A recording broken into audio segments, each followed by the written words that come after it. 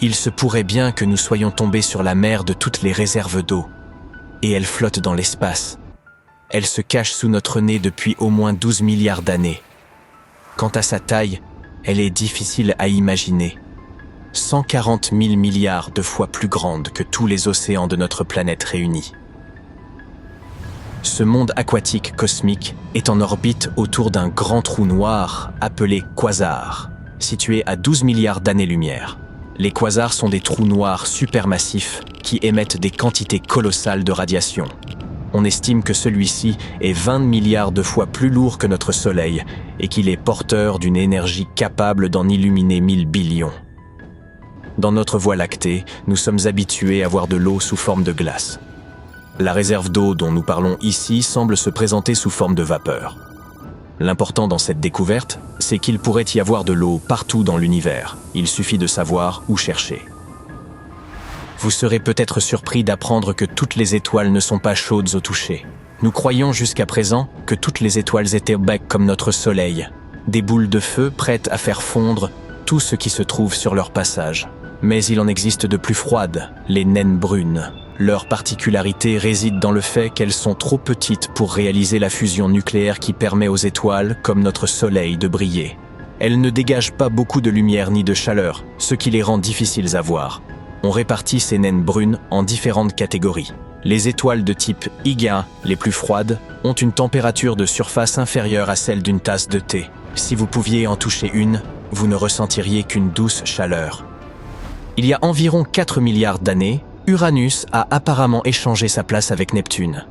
Difficile d'imaginer que des planètes aussi grosses puissent faire ça. Mais cette théorie pourrait résoudre le mystère de la formation de notre système solaire. Nous savons que les planètes rocheuses se sont formées à la suite de collisions importantes. Prenez notre planète, par exemple. Il y a environ 4 à 6 milliards d'années, les choses se sont pas mal entrechoquées autour du Soleil, jusqu'à ce que la Terre atteigne sa forme définitive. Au cours de cette période, une collision plus importante a fait exploser suffisamment de roches et de gaz pour donner naissance à la Lune.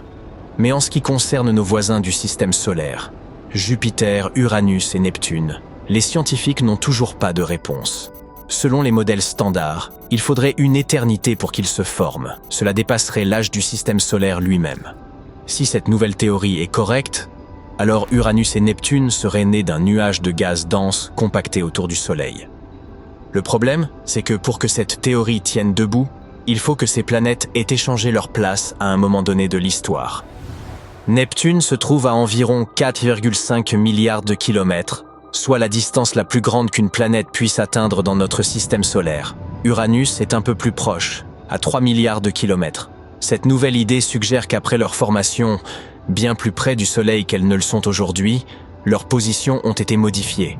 Cela pourrait être dû au passage de nombreuses comètes pendant des milliards d'années, qui auraient lentement éloigné ces planètes géantes. Ce n'est pas une réponse définitive à la question de savoir comment elles se sont formées. Il s'agit plutôt d'une forte intuition étayée par de nombreuses données.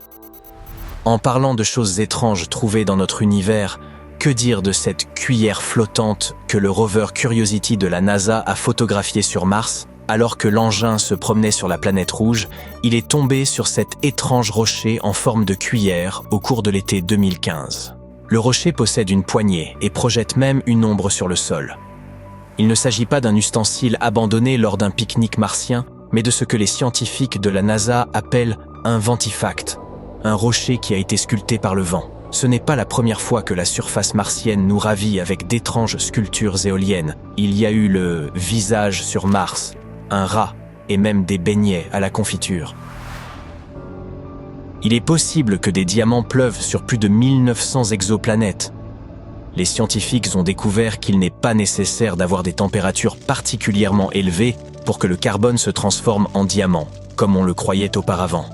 Jusqu'à récemment, nous ne connaissions que Neptune et Uranus comme étant susceptibles de présenter de telles pluies. Les astronomes se sont intéressés à ce phénomène pendant une quarantaine d'années.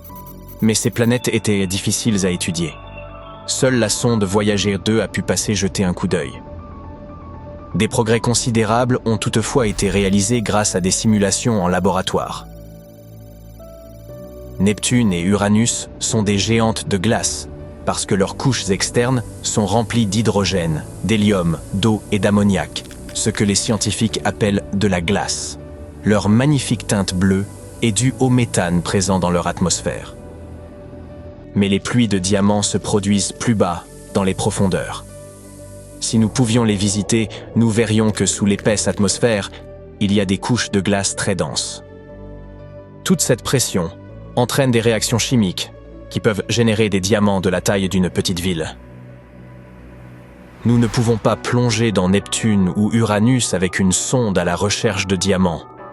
Au lieu de cela, nous reproduisons ces conditions dans des laboratoires en pressant la matière entre des enclumes de diamants et en la frappant avec des lasers pour imiter l'environnement extrême de ces planètes.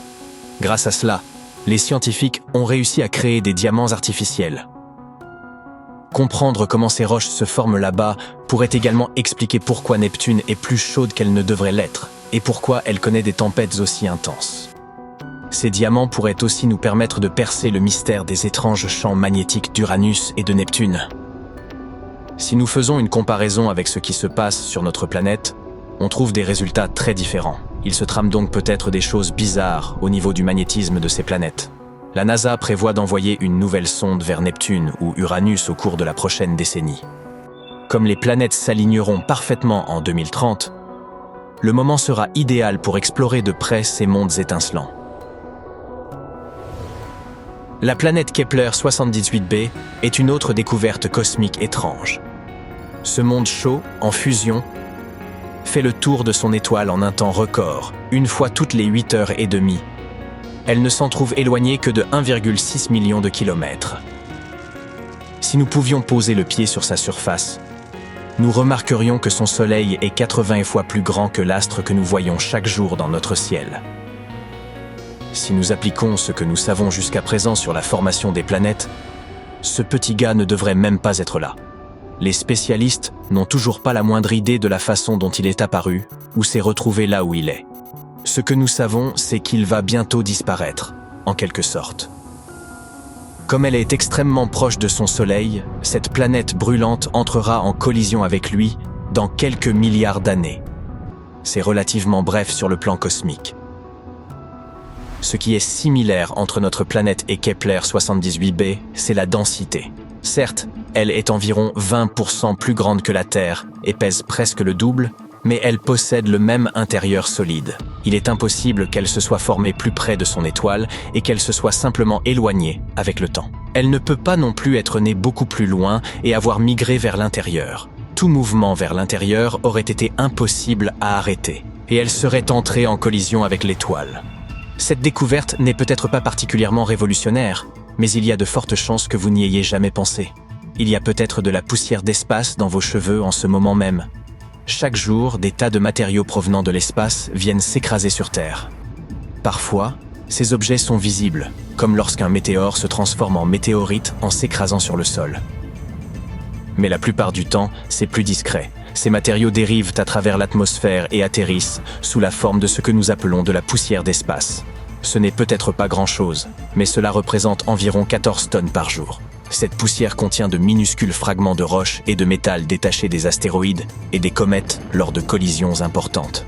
Ces particules sont très petites, vous ne pourriez pas les voir sans instruments sophistiqués. Mais chaque fois que vous sortez de chez vous, il se peut qu'une partie de ces particules atterrissent dans vos cheveux.